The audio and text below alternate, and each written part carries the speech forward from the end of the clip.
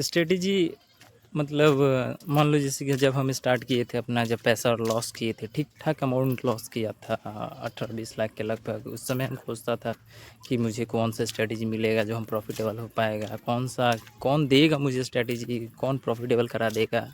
ऐसा कुछ बोल के होता नहीं है, किसी का स्ट्रेटेजी से आप प्रॉफिटेबल हो नहीं सकता। मान लो जैसे कि ये खेती वगैरह जो हो रहा है, इधर भी खेती होता है, सब कोई फसल लगाता है, लेकिन हर किसी का पानी, जो खाद जो वगैरह देने का जो वक्त होता है ना, टाइम होता है, सबका अलग अलग होता है, सबका अपना अपना टाइमिंग होता है, कब देना है कब नहीं।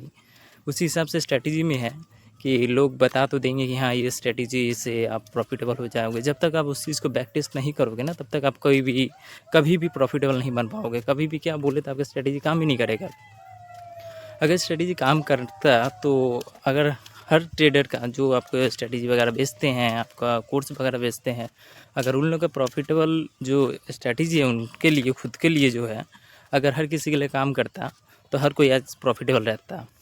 जैसे कि मान लो जब हम स्टार्टिंग किया था, अपना लॉस किया था, ठीक ठाक अमाउंट लॉस किया था अपने, जैसे कि मान लो 18-20 लाख के लगभग हम लॉस किया था। वो स्ट्रेटजी दूसरे के स्ट्रेटजी पे कि हम अगर उसके स्ट्रेटजी पे चलेंगे तो हम प्रॉफिटेबल हो जाएंगे और मेरा ठीक ठाक अमाउंट मतलब रिकवर होके अपना प्रॉफिट भी करने लगेंगे। लेकिन ऐसा कुछ है नहीं। हम आपको जो रियलिटी है वो बता रहे हैं आपको। अगर आप चाहते हो कि स्ट्रेटजी आपका खुद मतलब जैसे कि किसी और के स्ट्रेटजी पे आप काम करो और प्रॉफिटेबल हो जाओ, उसके लिए आपको ठीक ठाक बैक टेस्ट करना पड़ेगा। बिना बैक टेस्ट किए कोई स्ट्रेटजी काम नहीं करता। आपको बैक टेस्ट कम से कम 5 साल 4 साल तक बैक टेस्ट करना पड़ेगा, तब जाकर स्ट्रेटजी आपका काम करना शुरू करेगा। वो भी अगर आप ठीक से उसको ध्यान से अगर एनालाइज करोगे तब, नहीं तो भूल जाओ, उसके लिए कुछ नहीं कर पाएगा उसके बाद भी। जैसे कि आपका स्ट्रेटजी मान लो 5, 6, 7, 8, 10, 15 स्ट्रेटजी आपको पता भी चल जाए कि हाँ इसके ऊपर काम करना है। उनमें से आप मैक्सिमम 3 स्ट्रेटजी पकड़ो जिसको आपको बैक टेस्ट करना पड़ेगा।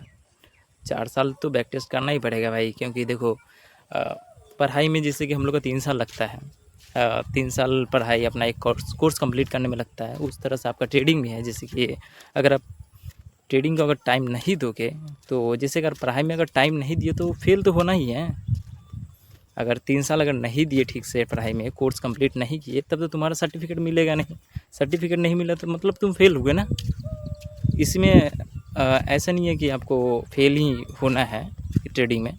जब तक आप लगे कि हाँ आपको स्ट्रेटजी मिल गया, तो आप जैसे मान लो स्ट्रेटजी हो गया, बिग बार हो गया, आपका स्कैल्पिंग वगैरह जो बिग बार होता है, इस पर स्कैल्पिंग में RSI हो गया, डाइवर्जन को यूज़ करना, वॉल्यूम का यूज़ करना हो गया, ये सब अगर यूज़ कर रहे हो तो कोई 1 या 2 चीज़ पकड़ो जिससे आप बढ़िया से प्रैक्टिस कर पाओ और उस चीज़ पे आप काम करो अपना। देखो उसके बाद अगर आपका अगर नहीं हुआ प्रॉफिटेबल, अगर पोर्टफोलियो अगर प्रॉफिट में नहीं रहा, तब भाई छोड़ देना, ट्रेडिंग छोड़ देना, कोई काम का नहीं ट्रेडिंग। जस्ट जोकिंग, सीरियस मत लेना, लेकिन सीरियसली बोल रहे हैं। तो आपको 2 से 3 मैक्सिमम स्ट्रेटजी पे काम करना है। 2-3 तो बहुत ज़्यादा हम बोल दिए, आप एक ही स्ट्रेटजी पे काम करो, बढ़िया रहेगा आपके लिए। क्योंकि अगर प्रॉफिटेबल होना है तो एक स्ट्रेटजी बहुत ज़्यादा है आपके लिए। 2-3 पे काम करो तो शायद उसमें लॉस होने का बहुत ज़्यादा चांसेस रहेगा, क्या कि आपका दिमाग भटकेगा, कभी इस स्ट्रेटजी पे भागेगा, कभी उसके ऊपर भागेगा, कभी उसके ऊपर भागेगा। तो दिमाग को इतना क्यों भगाना, कोई एक पकड़ो। मान लो अगर तुम RSI पे काम करते तो RSI को देखो, अगर वॉल्यूम पे काम करते तो वॉल्यूम पर देखो, अगर आप 9 EMA 20 EMA पे चल रहे हो तो उन दोनों चलो। एक ही पे चलना, अगर एक से ज़्यादा किए तो आपको बहुत दिक्कत हो सकता है। जैसे मेरे स्टार्टिंग में हुआ था, मुझे कोई बताने वाला था नहीं, लेकिन शायद अभी के टाइम पे अभी यूट्यूब पे बहुत लोग हैं बताने वाले कि हाँ क्या करना है, क्या नहीं, कैसे करना है, कब करना है। अब देख लो, अगर स्ट्रेटजी अगर आपको 9 EMA 20 में अच्छा लग रहा है तो उसके ऊपर काम करो। अगर आपको लग रहा है RSI डाइवर्जन अच्छा काम कर रहा है तो आप उसके ऊपर काम करो। बस खुद का बनाओ।